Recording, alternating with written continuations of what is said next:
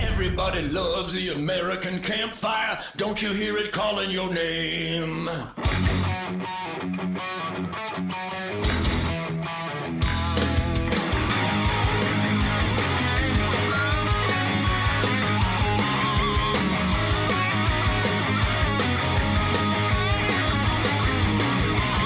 Everybody loves the American campfire. Yeah! Well, according to my techno team, I'm live right now on Real America's Voice. Welcome back to the Real America's Voice. Uncle Ted, flame-throwing truth, logic, common sense, we the people campfire. A spirit campfire nonetheless. Was Russell Brand awesome? What a great guest. This guy just reeks.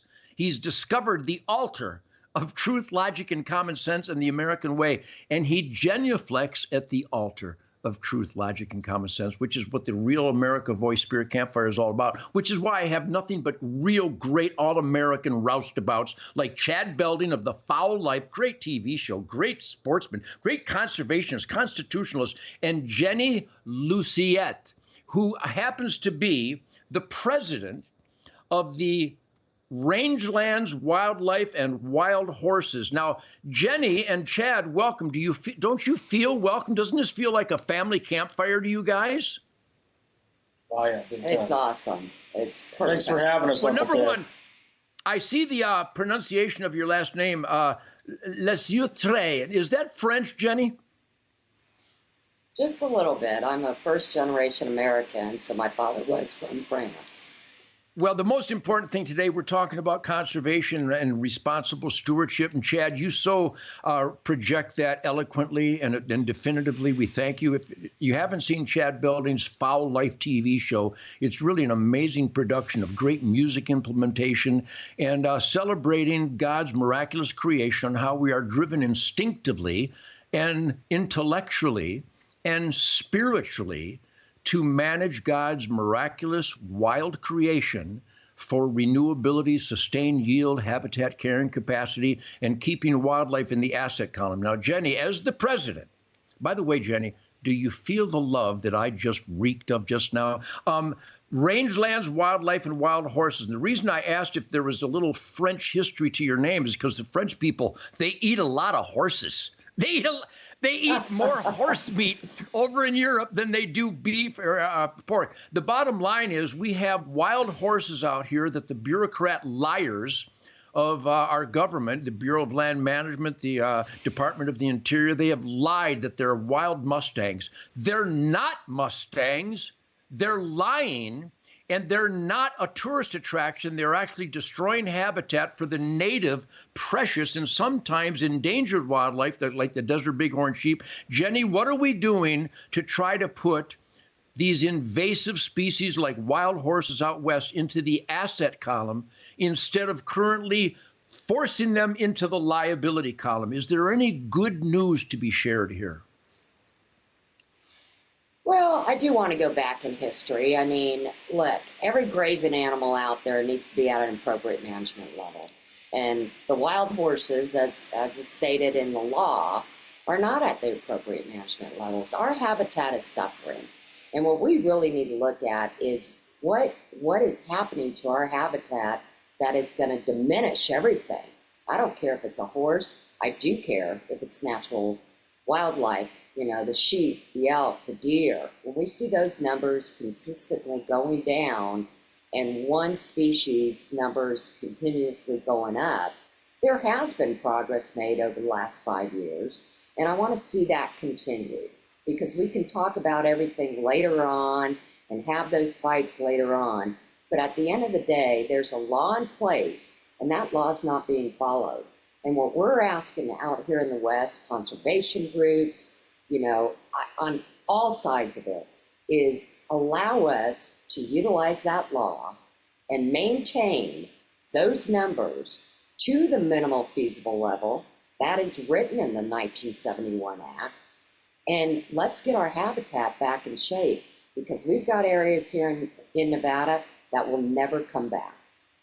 And quite frankly, we can be nasty about it and everything else, but bottom line, this is destroying the habitat that we all love and why we're out here in the West and why people from the East come to the West. This is public lands. This is everybody's land.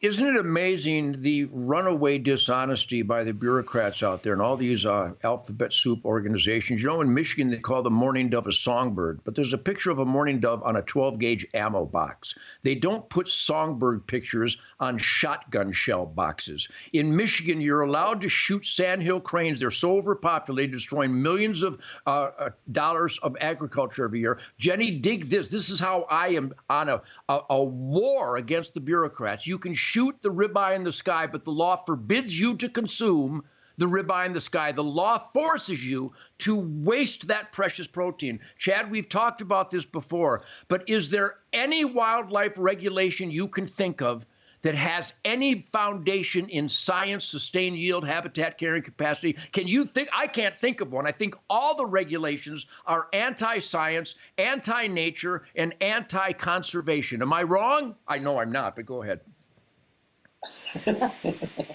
No, you're dead on. And I think, you know, meeting with Jenny and living here, being third generation Nevadan and knowing what these horses have done. Yeah, when you drive by them, the first mindset of somebody that doesn't understand the science is, oh, they're beautiful. But when you really look into how unhealthy they are and how much they are suffering and what they're doing to other herds of animals and natural springs and natural habitat, I applaud Jenny and her organization and what they're trying to get done, because it has to be done. If you look at our mule deer numbers and how far they've gone down and diminished, and what that you add on top of cougars and predators and managing those, as well as trying to manage this, what we're calling the wild horse population, it has to be done. So that's why I'm sitting here, is because at heart I'm a duck hunter, but I grew up chasing mule deer and Rocky Mountain elk and antelope on these unbelievable mountains and high plains flats of northern Nevada. And like Jenny said, I think our state's like 86% public land,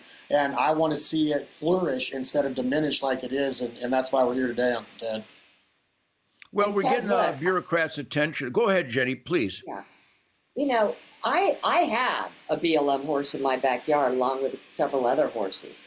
So the whole point is these aren't, you know, animals that we can just sit there and allow to go on because everybody likes a pretty little pony. The humane treatment that's happening out on that range for everything that requires that habitat is lunacy. It's sick. So when we've got these activists, and I'm going to call them activists, saying that they're out there saving horses, they are the first ones that are damaging not only those animals, but every animal out there. And let's talk about the plants, and let's talk about the rangeland. I mean, I can remember it 10 years ago, and it was beautiful to go out there and see it. And now we're in areas where it's moonscape. Once those plants are gone, everything dies. And at this point, we are out of options. And there's an option called the Act, the law, that's all we're asking. Nobody's asking for a new law. Nobody's asking for a change or amendment to it. We want to be able to follow that law like we do in the hunting fields out there when we're trapping or hunting, or heck, just walking the trails. And when there's one species that has overloaded our environment and has caused the ecological damage to our environment, that's just, it's nuts. Well, I'd like to think this is a battle cry, and Chad, we've talked about this before, that the real problem regarding overpopulations of grizzlies in Wyoming and Montana is that the sportsmen haven't spoke up. They're not endangered. They're dangerously overpopulated. The black bear in Florida are dangerously overpopulated, but somebody in downtown Orlando is trying to save the black bear. Meanwhile, ranchers have to live with the black bear. Their kids are being chased home from bus stops. Their livestock is being destroyed. Our tax dollars have to go to pay it off. There was a Brown County park in southern Indiana that they didn't allow any deer hunting, and the highway slaughter of deer around that park was over 1,000% higher than the rest of the state. My people, the Ted Nugent World Bow Hunters, went in and testified. There was no leaves. There was no grass. There was no flowers. There was no birds. There's no rabbits. There's no nothing. It was dirt. It was a moonscape, and the taxpayers had to compensate the farmers, their highway slaughter, people dying, people being injured. So we raised hell, and we opened up an archery season. Within 2 years, the flora and fauna became healthy again. So we're talking about wild horses destroying limited water, destroying limited habitat, and quite honestly, some of the people who adopt the BLM, those aren't the BLM horses. They don't own those horses. The people who adopt them so that they don't end up in a dog food industry, they end up selling them to the dog food industry. Who doesn't know this? So I'm going to tell you that I'm going to make this a battle cry. There's so many. I have a battle cry in all 50 states. But Chad and Jenny, thank you for bringing this to light. But people should go to hunternation.org. We're going to put it on the screen because we're going to vote for representatives who will identify that Jenny and Chad and Ted and real families want healthy balance. And right now, the wild horses have destroyed the habitat, destroyed the landscape. So, Jenny, God bless you. I'm going to have you on again because we're running a little short today with Russell Brand. The guy's almost got as big as mouth as I do. But you're doing God's work. Chad, you know how much I love how you spotlight this stuff. But go to hunternation.org, and we're going to get some other websites they can go to. But, Jenny, stay on course. I'm with you. Real conservationists are with you. We're talking about environmental pursuit of biodiversity, and you can't have healthy biodiversity when wild horses are destroying everything because they're protected and wasting tax dollars. This is the Ted Nugent Spirit Campfire on Real America's Voice. Have a great weekend. I love you people so much. So much fun.